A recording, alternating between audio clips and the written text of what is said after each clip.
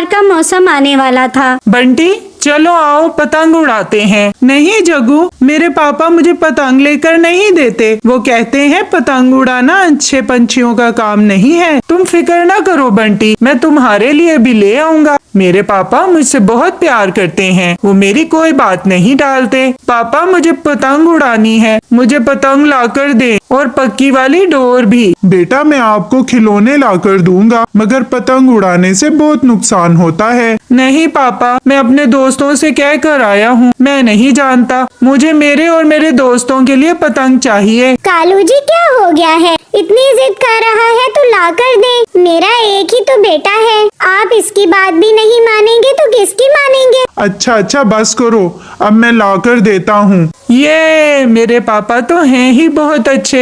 ये कहकर वो कालू के गले लग जाता है। बंटी मेरी पतंग सबसे ऊपर है, देखो देखो मैं कितनी अच्छी उड़ा रहा हूँ। इतने में टूनी वहाँ से गुजर रही थी। डोर नजर न आने की वजह से उसका पंख जख्मी हो जाता है। जग्गू बेटा ये कोई जगह है पतंग उड़ाने की, मेरा पंख जख्मी हो गया है। देखिए आंटी, आपको देखना चाहिए था, मैं तो यहीं पतंग उड़ाऊंगा। अब आप जाएं यहाँ से। चलो बंटी हम पतंग उड़ाएं। जग्गू तुम तो बहुत ही बदतमीज हो, तुम्हें बड़ों से बात करने की तमीज नहीं है। रुको मैं तुम्हारी मामा को शिकायत करती हूँ जाकर। हाँ जाएं, जिसको भी बताना है बताएं जाकर।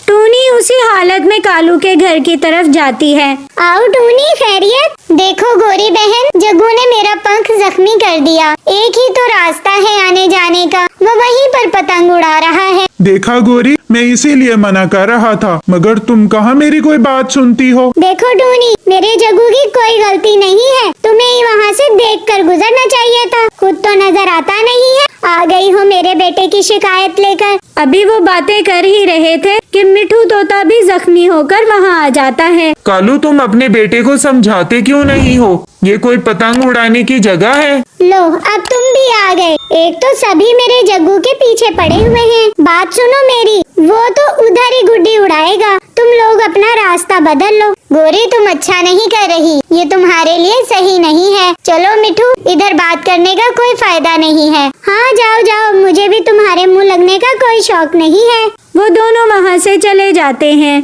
मामा आज तो मुझे बहुत मजा आया। जग्गू बेटा आपको समझाया था ना, देखा मिठू अंकल और टूनी आंटी कितने जख्मी हो गए हैं। पापा मैं थका हुआ आया हूँ, अब आप भाषण देने न लग जाना। ठीक है बेटा, मगर बस इतना ही कर लो कि नॉर्मल धागे से गुड्डी उड़ाओ, पक्की डोर से आपको भी नुकसान हो सकता है। जग्गू बेटा तुम्हारे पापा तो खामखा बोलते ही रहते हैं। चलो शाबाश दाना खा लो, भूख लगी हुई होगी मेरे बेटे को।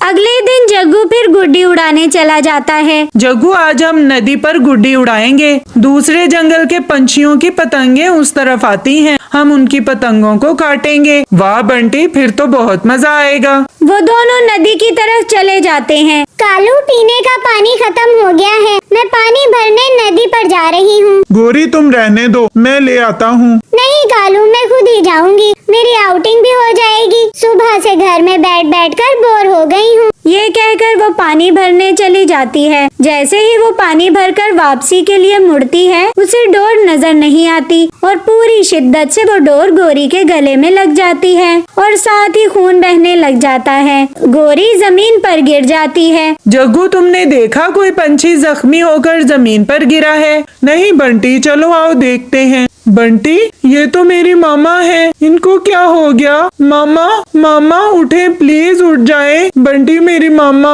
हमारी वजह से जख्मी हो गई हैं, इनको उठाओ। शोर सुनकर कालू और बाकी सब भी वहाँ आ जाते हैं। पापा मामा को जल्दी से डॉक्टर के पास लेकर जाएं, इनका बहुत खून बह रहा है। वो सब गोरी को लेकर डॉक्टर के पास आ जाते हैं। कालू मुझे बहुत दुख से ये कहना पड़ रहा है कि गोरी की डोर लगते ही मौत हो चुकी थी। देखा कालू भैया, मैं इसीलिए आपको और गोरी को समझाती थी, मगर गोरी बहन तो कुछ सुनने को तैयार ही नहीं थी। पापा मुझे माफ कर दें, ये सब मेरी वजह से हुआ है। आंटी आप भी मुझे माफ कर दें, मैं आइंदा किसी से भी बदतमीजी नहीं करूँगा। तो साथियों, इस कहानी से सबक मिलता है कि हमें कोई भी ऐसा काम नहीं करना चाहिए जिससे किसी की दिल आजारी हो।